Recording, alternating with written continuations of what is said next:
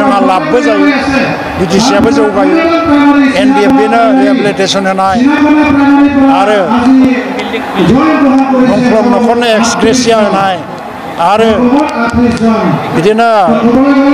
एकर्डनि गासै दफाखौ मावफुंनाय। खुलुमबाय लोगोफोर, गिबि गिबियावनो आं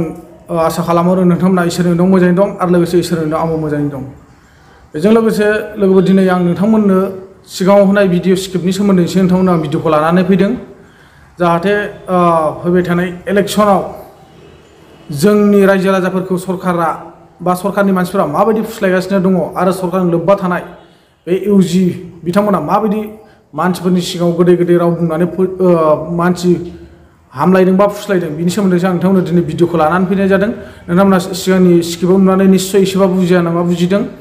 बेजों लोगोसे आङो सिगाङावनो नोंथांमोनखौ आं आखाइ खबजों मोनसे रिकुवेस्ट खालामहरो लोगोफोर,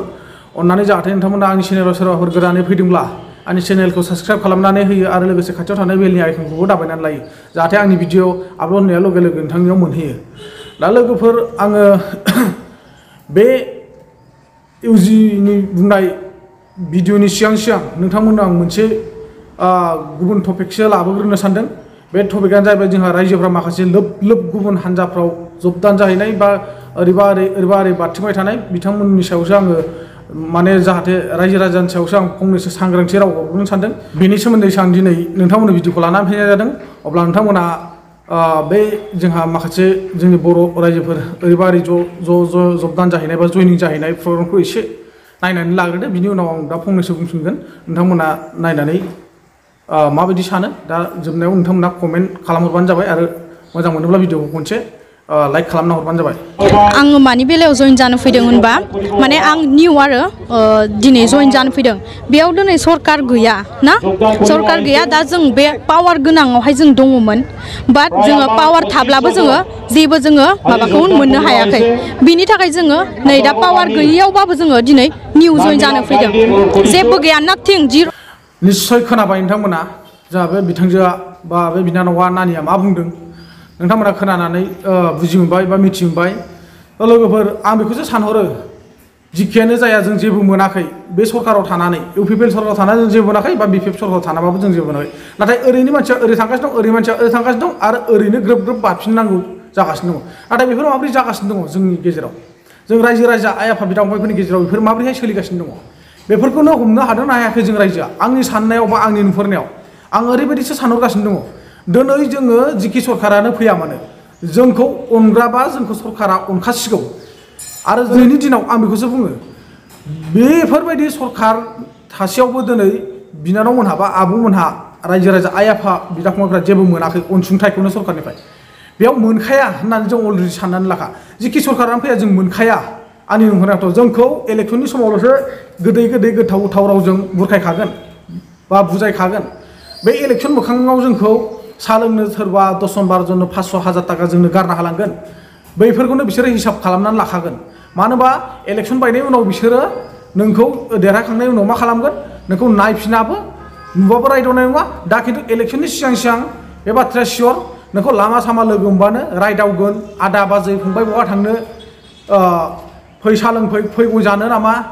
बेफोरबायदि रावा गोबां बाहायखागोन बिसोरो। आरो गावसोर डाइरेक्टलि हायाब्लाबो इनडाइरेक्टलि बिसोर गोबां मानसिनो एफा एनै रां होना दोननानै बेफोरबायदि खामानिखौ मावहोखायो, बे सियर। मानो होनबा नोंथांमोना बेयाव गोनो गोथो जानांगौ दरखार गैया। आं पलिटिकेलाव गिदिंबोनाय मानसि, आं एसेबाबो मिथिगौ पलिटिकेलनि सोमोन्दोखौ।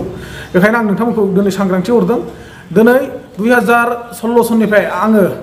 गैयाब्लाबो 4-5 बोसोर आं पलिटिकेलाव आगान होदोंमोन। नाथाय बेफोरबायदिनो जों जेब्ला फार्स्ट गिदिंदों अब्ला जोंनो हाजार हाजार थाखा हरदोंमोन। बेफोर थाखाखौ जोङो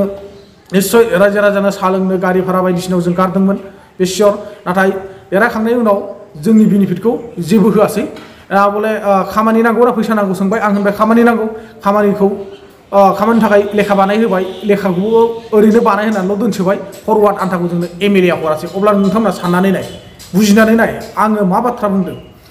दिनैनि दिनाव गोबां मानसियानो दङ, आङो खस्थ' मावदोंमोन, आङो पलिटिकेलाव आगान होदोंमोन, आङो पार्टिनि जानानै गिदिंदोंमोन होननानै बुङो। नाथाय आं दिनै जेबो अनसुंथाइ मोनाखै सरकारनिफ्राय होनना बुंदों।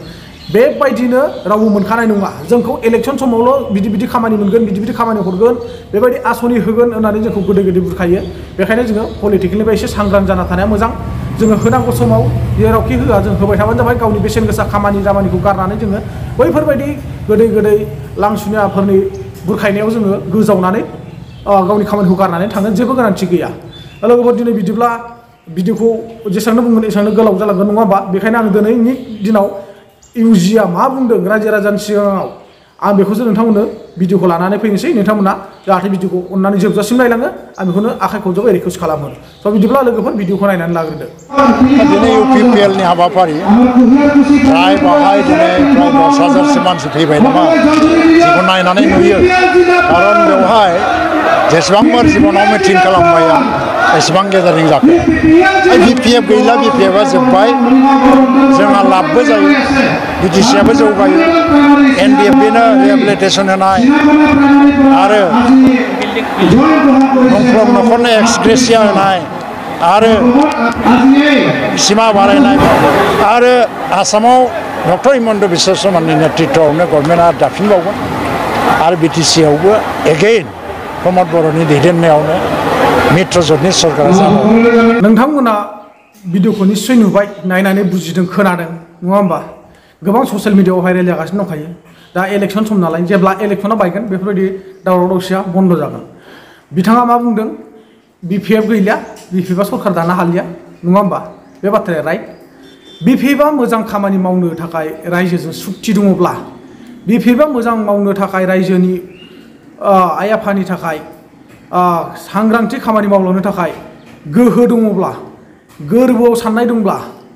बर'निनो थै दंब्ला BPFजों इलेक्सननि समाव ज' रायजोआ हेफाजाब होगोन आरो जुदि UPPL हान्जानि दैदेनगिरिफ्रा बर'नि थाखाय साननाय हनाय दङब्ला अननाय दङब्ला बिमा बिफा होननानै बिदा फंबाय होननानै बिथांमोनजों ज' रायजो राजाया हेफाजाब होगोन लोगोफोर जों दिनै बिथांमोननि बाथ्राफोरखौ खोनाजोबखाबाय नुखाबाय नङा होमबा बिथाङा बुंबावदों BPF दलाव भट होआलासिनो गावसिनि दलाव भट होयोब्ला मा बुंदों NDBफोरनो रिहेबिलिटेसन होनाय आरो फैनाय मुंख्लंफोरनो एक्सग्रेसिया होनायनि खोथाखौ बुंदों नाथाय बेफोरबायदि बाथ्राखौ बुंनो हादोंब्ला बिथाङा दिनै खामानिखौ मानो मावनो हायाखै इउजि नोंथाङा बेफोर बाथ्राखौ बुंनो हादोंब्ला दिनै खामानिखौ मानो थाखाय मावनो हायाखै जोंनो बेखौसो नांगौ नोंथाङा जुदि मावदोंमोनब्ला दिनै NDBफोरनि रिहेबिलिटेसना बोरो आरो एक्सग्रेसियाफोरनि मुंख्लं सुबुंफोरनि रां होनो गोनाङा बोरो बहा थांखो हमजानाय जिनाहारि खालामजानाय बुख्रुबजानाय न'खरफोरनि मोननांगौ मोनथाया बहा थांखो दिनै रन्जन दैमारिया सासे NDBनि लिडार्स बर' हारिनि सासे बिर जोहोलाव बिथां बायदिया दिनै बिटिआर एकर्डनि गेजेरजों मानो जेलाव थांफिननो गोनां जाखो नोंथाङा बैफोरबायदि बाथ्राखौ मानो साननो हायाखै नोंथाङा ओरैनो बुंबानो जे जानाय नङा NDBफोरनि रिहेबिलिटेसन होनाय होननानै मा बेनो नामा अब्ला नोंथांमोननि रिहेबिलिटेसन होनाया दैमारिखौ जेलाव सोनानै दोनफिननाय दैमारिजों माखासे केडार्सफोरखौ जेलाव सोनानै दोनफिननाय बेसो नामा NDBफोरखौ रिहेबिलिटेसन होनाया बेखौसो नोंथांमोनहा दिल्लीयाव थांनानै पार्लियामेन्टनिफ्राय एकर्डआव ख्रा सिगनेसार बा लिरनानै लानानै फैदों नामा दैमारिखौ आरो बेजों लोगोसे बिसिनि केडारफोरखौ जेलाव दोनफिननांगौ होननानैसो बै एकर्डनि गेजेरजों लिरनानै नोंथांमोना दिनैनि सुक्तिखौ बिटिआर सुक्तिखौ लाना फैदों नामा बेफोरबायदि जुदि थारैनो लाना फैदोंब्ला इउजि सारा बैफोरबायदि बुंनायनिफ्राय गोजानाव था आरो रिहेबिलिटेसननि ओंथिखौ बा एक्सग्रेसियानि ओंथिखौ जेबो मिथियाब्ला बा मावनो हायाब्ला नोंथाङा बेखौ बुंनायनिफ्राय बुङालासिनो सिरि थानाया मोजां जागोन नांगौ जायोबा गन्थ'आव थाव गोथां फाननानै नोंथाङा कम्बल गांसे लानानै दलद उन्दुना थाबाय था इउजि सार आं नोंथांखौ बेखौसो खावलायहरो बिथाङा आरो बिनि गेजेरजों मा बुंदोंमोन गासै बर' फिसाफ्रानो नुदों बिमा बिफा आइ आफा आंगोनि गासै रायजो राजाया नुगासिनो दङ नोंथांमोननि बुंनाय नोंथांमोननि खामानि मावनाय बेयाव नोंथाङा बुंनांगौ जेबो गोनांथि गैया रायजोफ्रा गोरबोआव दंखायो सोर माबायदि खामानि मावदों सोर बायदि मावाखै बै समाव सोर माबायदि खामानि मावदोंमोन नोंथांमोना 17 बोसोरनि खोथा रायखांबाय थायो हाग्रामा महिलारिखौ 17 बोसोराव हाग्रामाया मावदों मा मावाखै बेखौ अलरेडि रायजो राजा नुगासिनो दंखायो आरो दिनै नोंथांमोना 3 बोसोराव मा मावदों मा मावाखै बेखौबो रायजो राजाफ्रा नुबाय दङ गोबां खोथा होदोंमोन नोंथांमोना रायजो राजानो गुबुन गुबुन आसनि खुलिना होदोंमोन आसनियाबो गैजोबा दिनै बिटिआर एकर्डनि गेजेरजों बिटिआर एमप्लयमेन्टनि गेजेरजों बिचार सोसननाय गामि सोसननायनि खोथा बुंदोंमोन गामि सोसननाया दसे दनै गामि सोना दोनबाय बास बेनो जाबाय नामा नाथाय दिनै नोंथांमोना बड'लेण्ड डिमान्ड डिभाइड आसाम 50-50 होननानै बै समाव रायजो राजाखौ लानानै सोमावसारबोदोंमोन नाथाय दिनै मा खालामदों नोंथांमोना ब्रह्मपुत्रनिफ्राय साहाजों सिमा बिदोंमोन नङा होमबा संकष्ट सदिया सिमा बिदोंमोन नाथाय बेफोर सिमाङा नोंथांमोनहा फैमाल खालामजोब्बाय फेलें खालामजोब्बाय बेफोर सिमांखौ दिनैनि गेजेराव मा रेल लामानि साहाजोंबो फुरा गामिखौ जों मोनजोबाखै दानख'बाय बिटिआरनि सिङावनो आसाम हाबनानै दङ आसामनि सिङावनो बिटिआर हाबनानै दं मा जाखो बेलाय मा बिटिआर एकर्ड जाखो बियो डिमान्डआ बेसोमोन जे ब्रह्मपुत्र दैमानिफ्राय डिभाइड आसाम 50-50 संकष्ट सदिया ओरै अरुणाचल हाजो नङा होमबा अरुणाचल बर्डारसिमसोमोन जोंनि डिमान्डआ जोंनि रायजो राजा आइ आफा बिथांबाया जिउ गारदोंमोन मानि थाखाय बड'लेण्डनि थाखाय बिर जोहोलावफोर ओंखारदोंमोन हाथियार लानानै सोमावसारबोदोंमोन बिसोर मानि थाखाय बड'लेण्डनि थाखाय नोंथाङा बेफोरनि सोमोन्दै जेबो मिथियाबा इउजिया सिरि थानाया साबसिन जागोन आं बेखौसो नुहुरो आं दहायनो बुंदों नोंथांखौ गन्थाव थावथां फोननानै कम्बल गांसे खालामनानै दलदनो न'आव उन्दुना थाबाय था बेफोरबायदि रायजो राजानि सिगाङाव नोंथाङा गोदै गोथाव राव बुंबाय थानो जेबो गोनांथि गैया सल'फोर दिनै बुंदों बिथांमोना सनिपुर आरो बिश्वनाथखौ बिटिआराव सोसननायनि खोथा सोसनदों बे राइट बे गोजोनथाव बाथ्रा नाथाय आं बेखौसो बुंनो सानो जे बिटिआराव सोदों गामिखौ नाथाय रेल लामानि साहाजोंथ' फुरा फुरि सोलांजोबनो हायोना बाक्सा डिस्ट्रिक्टआव दङ नलबारि डिस्ट्रिक्टआव दङ दानख' दुनख' बहाबा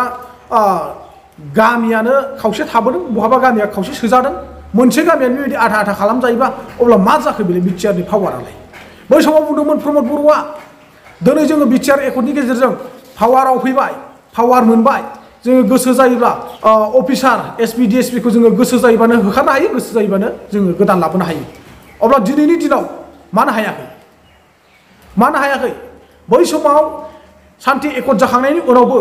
बर' फिसाफोरखौ दाउसा अमाफोरबायदि होसो गावथारफिनबावबाय बेफोरबायदि अफिसार मा होनो एसपि डिएसपिफोरखौ आउट खालामहरदो मानो खालामनो हायाखै दिनैसिमाव माथो बिटिआरावनो थानानै बिथांमोना सरकारनि आन्दारावनो थानानै बिटिआर सरकारनि आन्दाराव थानानै बिथांमोना खामानि मावगासिनो दङ अब्ला बेफोरनो साननो गोनां सोरनि पावार मोननानै बिथांमोनाबो मानसि गावदों सोरनि पावारखौ लानानै बिथांमोनाबो दिनै नों आं रायजो राजानि सायाव इनाय उदखारि खालामगासिनो दङ बेखौ जों गासिबो रायजोआ नुहुरगासिनो दंखायो जायफोरनि गोसोआ थौले साननाय मेलेमा खम बै बिथांमोन बायदियासो बेफोरबायदिखौ नुहुरनाय नङा जाय जेरै थाबाय था पलिटिकेलनि गेजेराव जाय जेरै हागौ एरै गिदिं आं बेखौबो बाजाया नोंथांमोना जास्ट बेखौल' साफ्रोमबो एमएलए एमपिजों बेखौल' सावराय बेखौल' रायलाय जे जोंनि सान्थि एकर्डआ बोरो